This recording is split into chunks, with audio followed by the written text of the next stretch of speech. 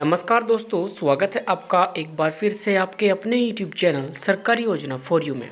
दोस्तों, इस वीडियो में जो हम बात कर रहे हैं वह आंगनवाड़ी भर्ती को लेकर है और यहाँ पर जो मेरिट लिस्ट है उसके बारे में बात करेंगे। दोस्तों, मैं आपको बता दूँ, सबसे पहले जब आंगनवाड़ी की भर्ती कराई जा रही थी तो वह 2011 में कराई गई थी और उसके बाद अब योगी सरकार के द्वारा 2021 में कराई गई है।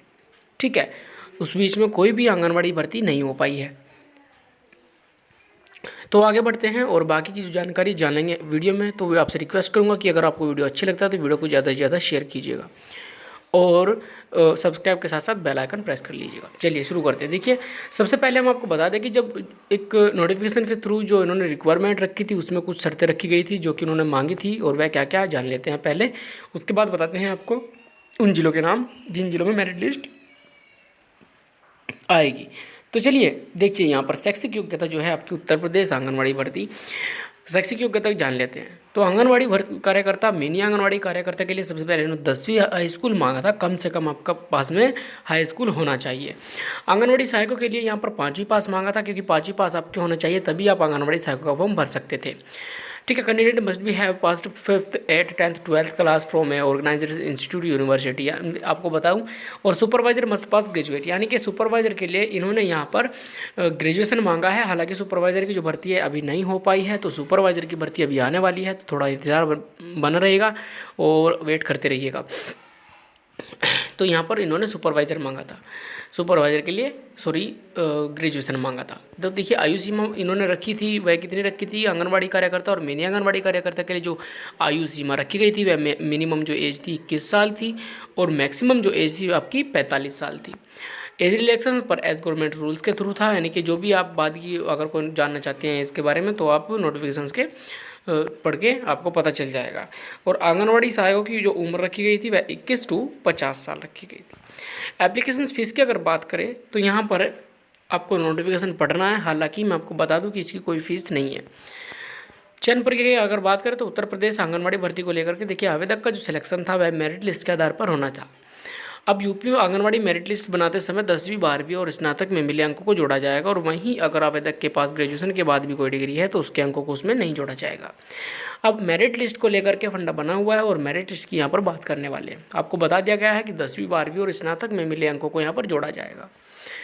सबसे पहली बात आपको बता दें आंगनवाड़ी के चलते कि आंगनवाड़ी में उसको प्राथमिकता दी जाएगी।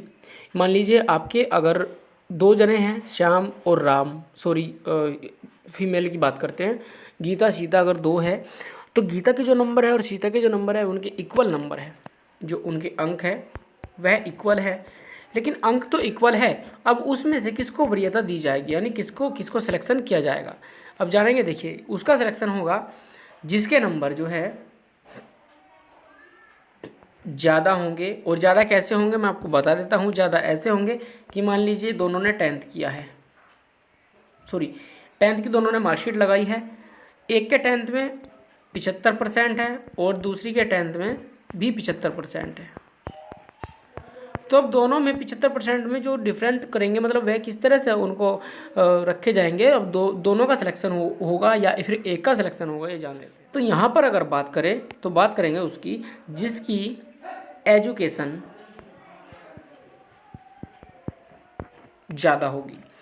जिसकी एजुकेशन ज़्यादा होगी उसको यहाँ पर प्राथमिकता दी जाएगी।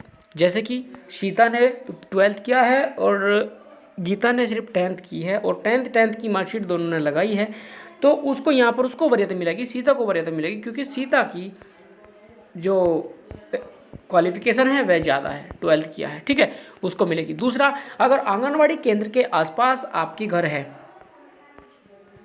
आपके घर अगर आंगनवाड़ी केंद्र के आसपास है तो उसमें किसको वरीयता दी जाएगी मैं आपको बता दूं। यानी 2 सदस्य है जिनके आसपास में ही घर है, तो उसको वरीयता उसमें दी जाएगी जिसकी जो एज है ज़्यादा होगी। जो ज़्यादा एज का होगा उसको वरीयता यहाँ पर दी जाएगी। ठीक है, तो चलिए अब बात करते हैं आगे। तो सैलरी की बात करेंगे। लेडी सुपरवाइजर की सैलरी है वह 20,000 रुपये होगी। आंगनवाड़ी वर्कर की जो सैलरी है वह 4,000 से 8,000 रुपये होगी। मिनी आंगनवाड़ी वर्कर की जो सैलरी है वह 6,000 तक होगी और आंगनवाड़ी हेल्पर की जो सैलरी है वह 4,000 तक होगी। अब जान लेंगे भाई। हाँ, अभी एक ज़िला ऐसा है, एक डिस्ट्रिक्ट ऐसा है जिसमें अभी आवेदन चल रहे हैं। तो वह कौन सा ज़िला है आपको बता देता हूँ, वह है मुजफ्फरनगर। ठीक है, मुजफ्फरनगर ज़िले में अभी भी आवेदन चल रहे हैं। तो मुजफ्फरनगर ज़िला है। अब आगे बढ़ते हैं और आगे बढ़ने के साथ साथ आपको बता दें उन ज़िलों के बारे में। देखिए, पहला जो ज़िला आपकी जिसकी मेरिट लिस्ट है जो है आगरा है। दूसरा आपका जो ज़िला है, आपका ज़िला आ जाता है दूसरा आजमगढ़।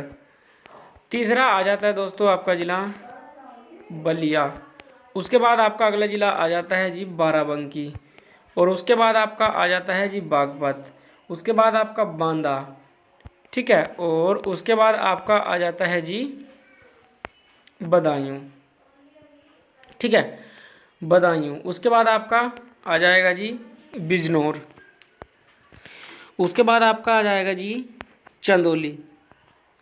फिर आपका आ जाता है फिरोज़ाबाद।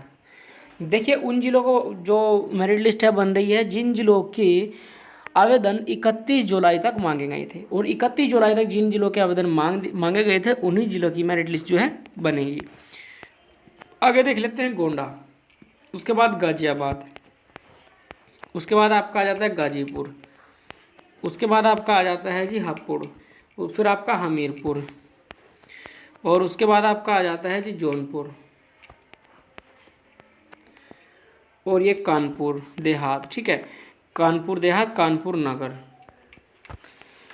कन्नौज की बात करें तो कन्नौज आ जाता है जी आपका। फिर उसके बाद आपका ज़िला आ जाता है कुशीनगर। फिर कुशीनगर के बाद आपका आ जाता है जी लखनऊ। और उसके बाद आपका आ जाता है ललितपुर। फिर महोबा आपका आ जाता है। उसके बाद आपका आ जाता है जी मुरादाबाद। उसके बाद आपका आ जाता है जी प्रयागराज। उसके बाद आपका आ जाता है जी प्रतापगढ़। और उसके बाद आपका रामपुर। और रामपुर के बाद आपका आ जाता है सहारनपुर। फिर आपका आ जाता है सीतापुर। और सीतापुर के बाद आपका आ जाता है संभल। संभल के बाद आपका आ जाता है शामली। और उसके बाद आपका आ जाता है सोनभद्र। ठीक है, फिर आपका आ जाता है सुल्तानपुर। और उसके बाद आपका आ जाता है वाराणसी। और वाराणसी के बाद आपका आ जाता है खलियात, कुछ नहीं है। ठीक है, तो यहाँ पर हो गया। उन्नाव का जो है अभी पक्का नहीं बता सकते। तो यहाँ पर आपके जो 32 ज़िले हैं वे आपके हो चुके हैं।